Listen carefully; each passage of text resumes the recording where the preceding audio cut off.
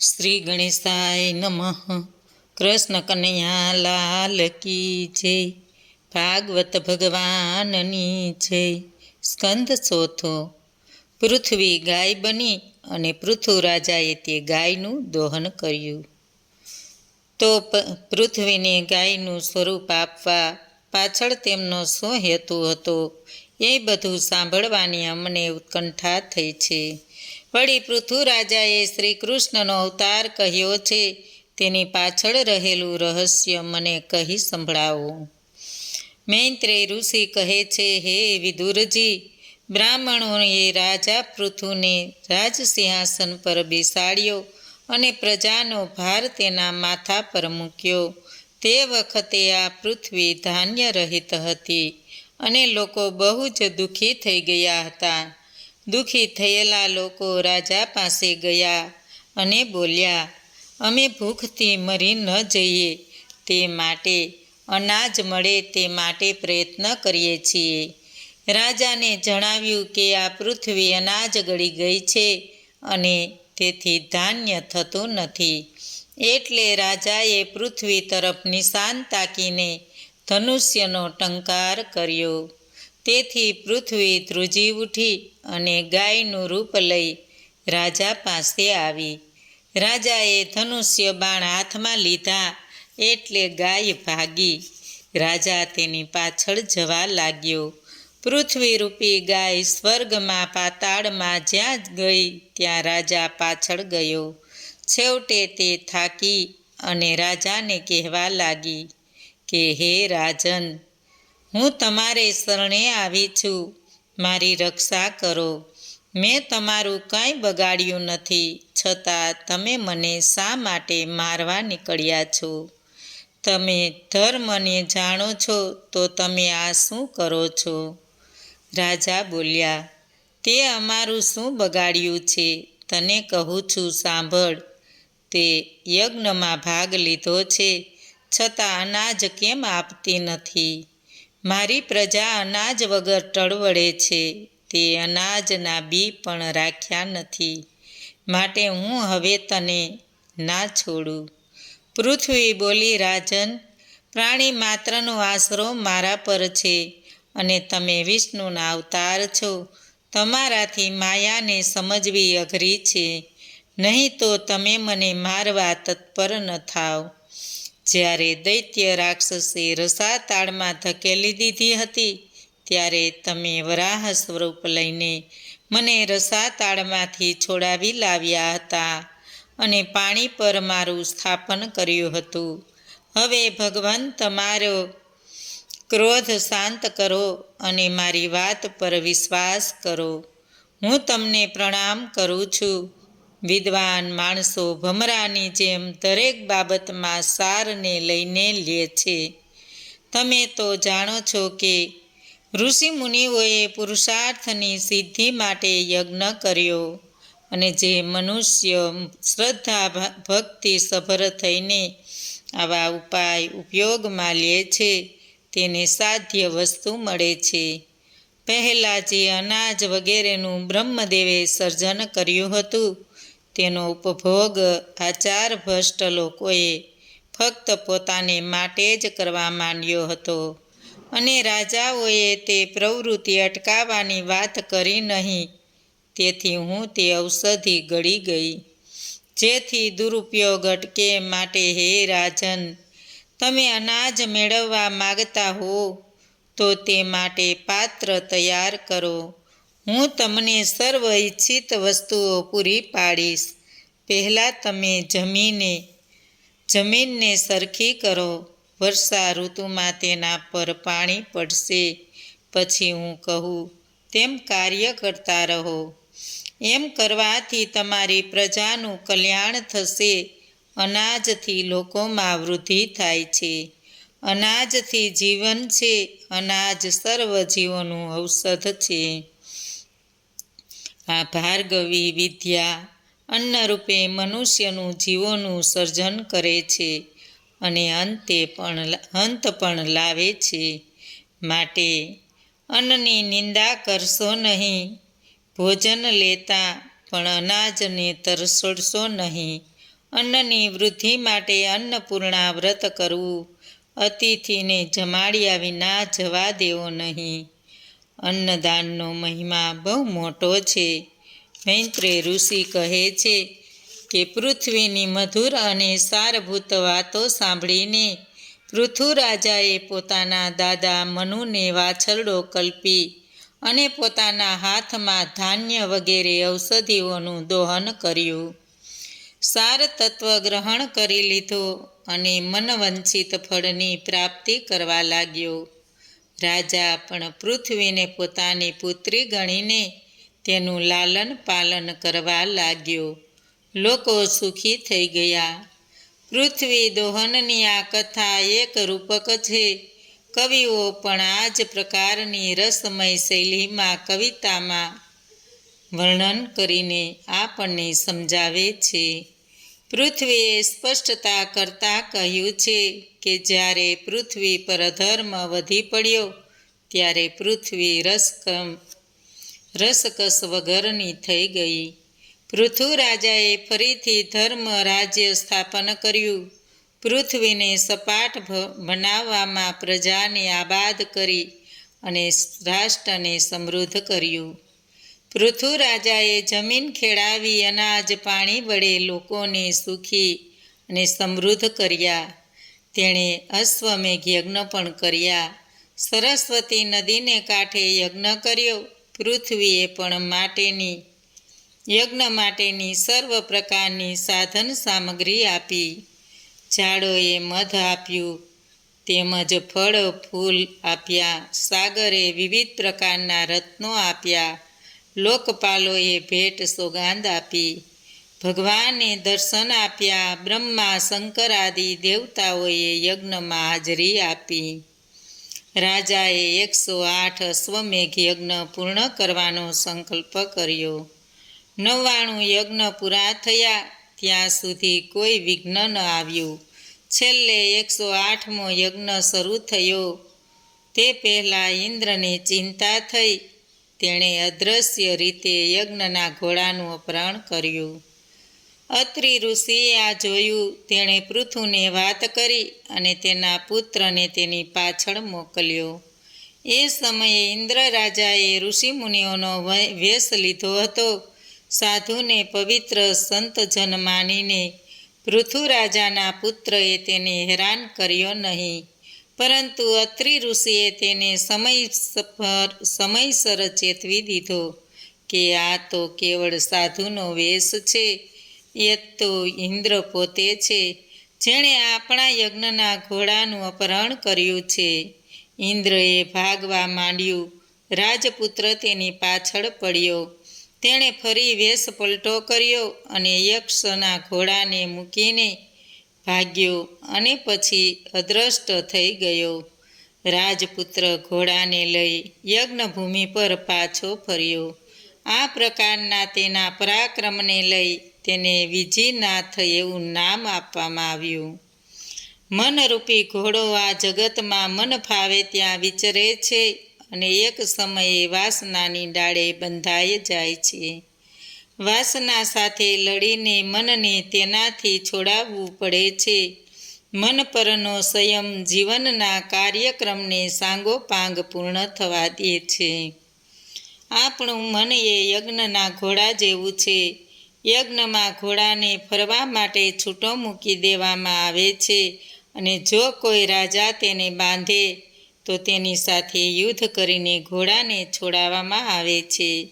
એ જ રીતે આપણું મન પણ આ જગતમાં ફરવા માટે નીકળી પડે છે અને કોઈક જગ્યાએ મોહપાશમાં બંધાઈ જશે એટલે વાસના મોહપાશ સાથે યુદ્ધ કરીને મનને છોડાવવું પડે છે.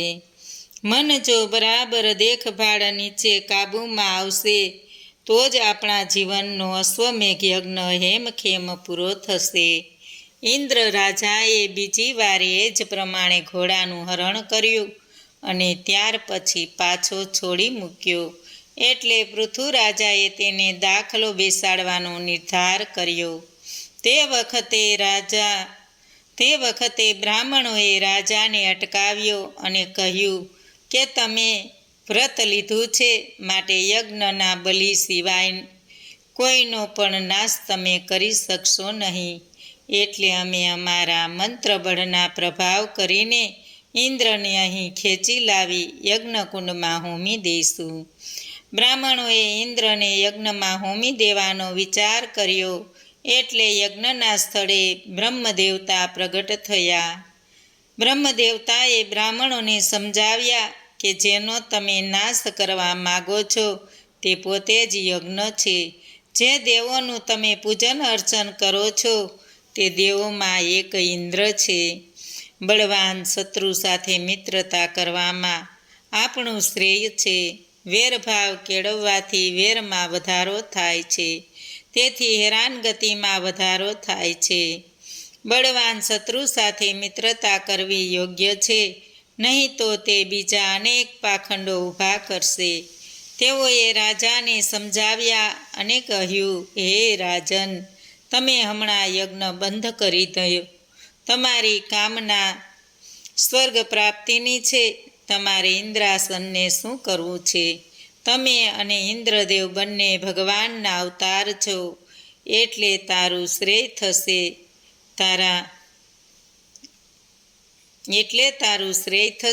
તારા યજ્ઞમાં વિઘ્ન આવ્યું છે, તેની ચિંતા તું ના કર. હે રાજન, મારી વાત માન. સામાન્ય રીતે દેવો જે વાતને પકડે છે તે છોડતા નથી. દેવો જિદ્દી સ્વભાવના છે, તેથી ઇન્દ્રએ પાખંડ કર્યા અને ધર્મની હાનિ કરી. મૂર્ખ માનવીઓએ આ ગમે છે, પણ ધર્મની રક્ષા માટે જ તમારો જન્મ થયો છે. બ્રહ્મદેવની સૂચના અનુસાર પૃથુરાજાએ ઇન્દ્ર સાથે મૈત્રી કરી અને અધૂરો યજ્ઞ પૂરો કર્યો. દેવો રાજી થઈ ગયા. ભગવાન વિષ્ણુ પ્રગટ થયા અને બોલ્યા, હે રાજન ઇન્દ્ર, પોતાની ભૂલ માટે તમારી ક્ષમા માગે છે, માટે તેને ક્ષમા પ્રદાન કરો. આત્મવિદ મનુષ્ય શરીરની આસક્તિમાં આવતો નથી. આત્મા અને શરીર બંને એકબીજાથી અલગ છે, જુદા છે. જ્યારે મનુષ્ય પોતાની સર્વ કામના મનથી છોડીને શ્રદ્ધાભર થઈ મારું ભજન કરે છે, ત્યારે તેનું મન ધીરે ધીરે શુદ્ધ થાય છે, અને આ પ્રમાણે શુદ્ધ થયેલા મનવાળો માણસ સમ્યક દ્રષ્ટિ પામે છે અને જીવનમાં શાંતિનો અનુભવ કરે છે. એ શાંતિ બ્રહ્મ સ્વરૂપ છે, કેવલ્ય સ્વરૂપ છે. આત્માને કોઈ સંસાર સાથે લેવા દેવા નથી. સંસાર તો આ શરીર સાથે લેપાયેલો છે. આ પ્રમાણે જે જાણે છે તે જ્ઞાનીજનોને કોઈ પ્રસંગ હર્ષ કે શોકનો અનુભવ થતો નથી. મનુષ્ય પોતાના શરીરમાં રહેલા આત્માનું જ્ઞાન મેળવે છે તો તે દેહના વિકારોમાં આવતો નથી. કેવળ ભગવદ ભજન જ મનની શુદ્ધિ કરે છે. સંસારને તો શરીર સાથે લેપન છે. થોડા જ સમયમાં રાજન તમને સનકાદિક મુનિઓ મળશે. તે તમને આ બાબતમાં વધુ સારું જ્ઞાન પ્રદાન કરશે. હવે તમે વરદાન માગો, હું તમને આપીશ, અને રાજાની માંગ અનુસાર અવિચલ ભક્તિ આપીશ. માયાને જીતવાની શક્તિ આપી અને ભગવાન પોતાના ધામમાં ગયા. એક સમયે પૃથુરાજાના દરબારમાં ઋષિમુનિઓની એક સભા ભરાઈ. રાજા યજ્ઞની દિશામાં ઊભા રહ્યા. તેણે હાથમાં દર્ભ લીધું હતું, કાળું મૃગચર્મ પહેરેલું હતું અને સભાની વચ્ચે ઊભો હતો. તેણે કહ્યું, હે સજ્જનો, તમારું કલ્યાણ થાવો.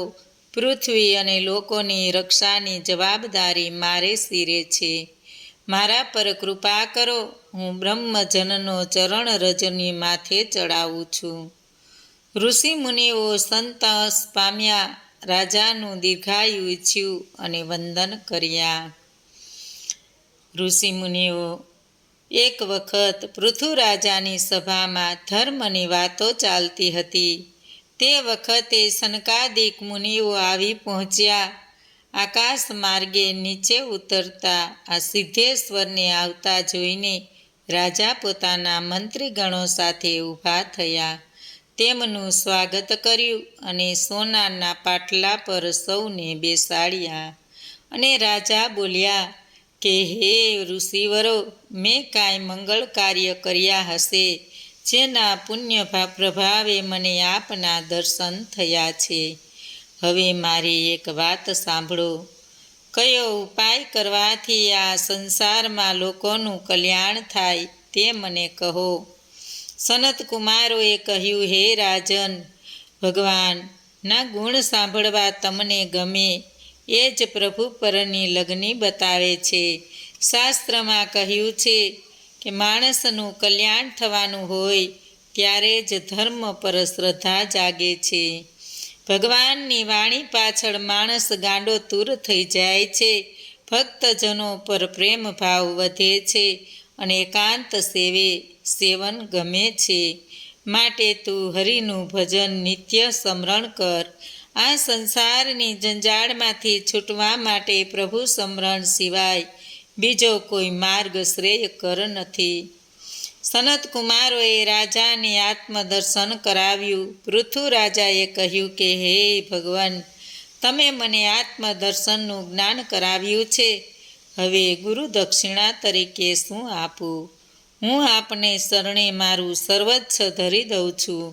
મારો દેહ, સ્ત્રી, પુત્ર, પરિવાર, રાજ્ય, ભંડાર, સેના અને રાજમહેલ આપની સેવામાં હું અર્પણ કરી કૃતાર્થ થાઉં છું.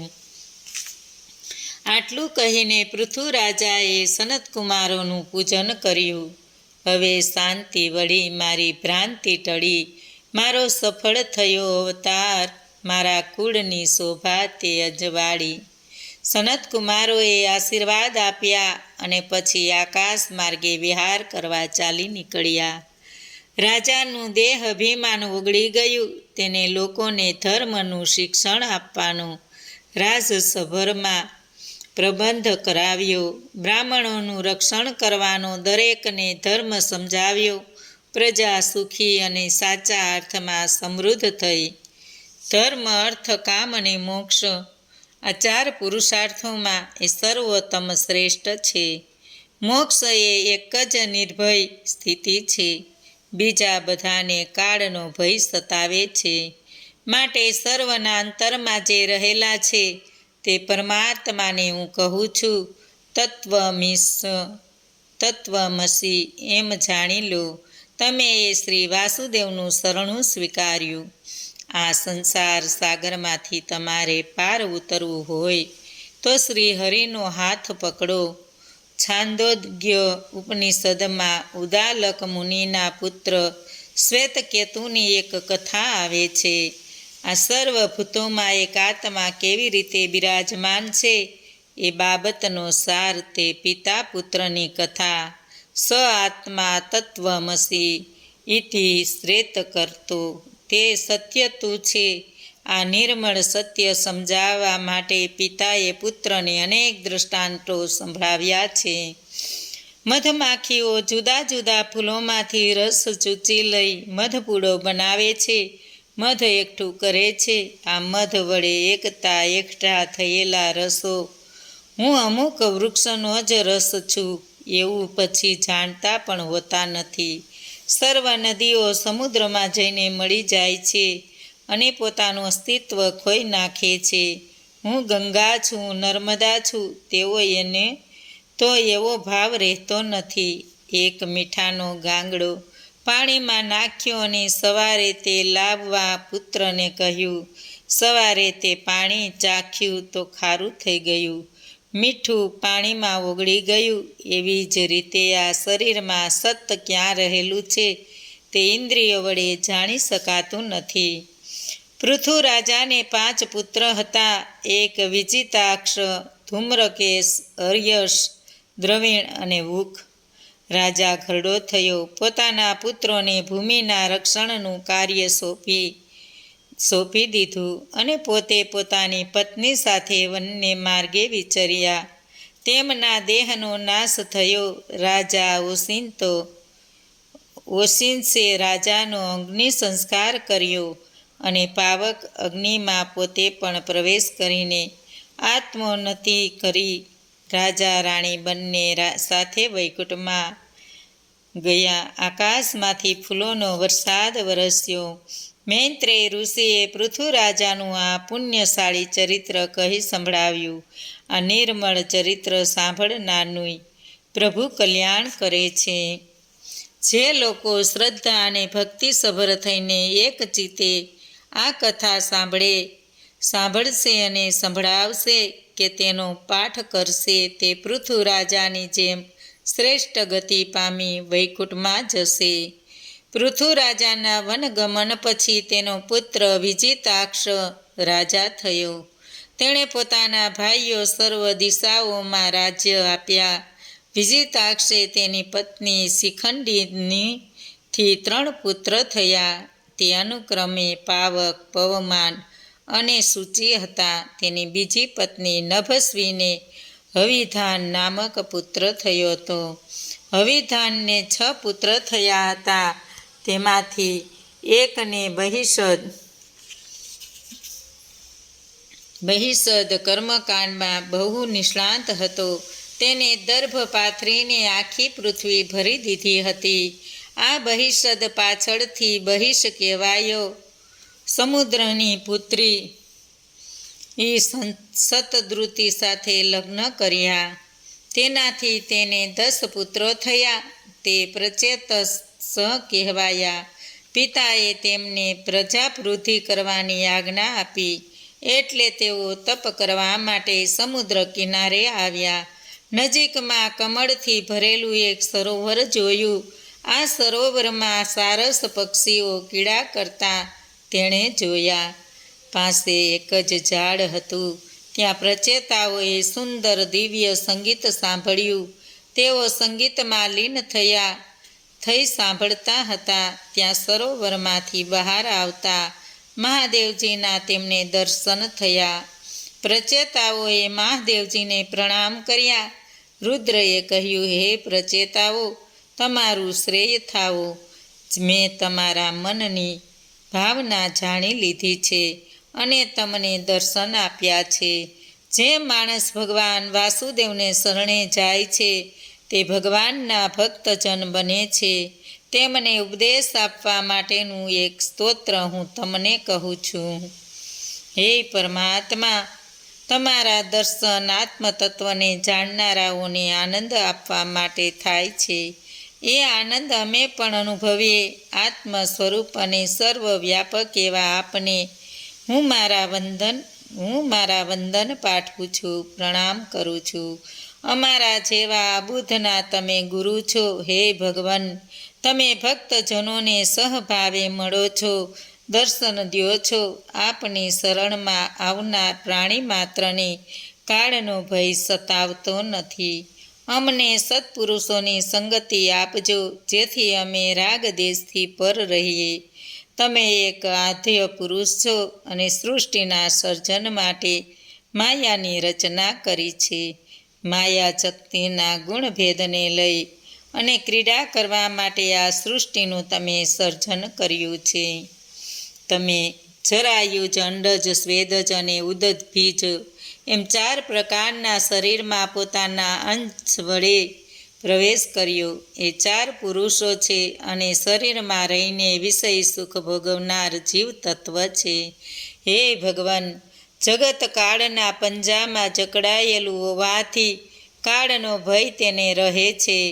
બ્રહ્મદેવ અને 14 મનુઓ પણ કાળથી ડરે છે. તેથી આપણા શરણનું સેવન કરે છે.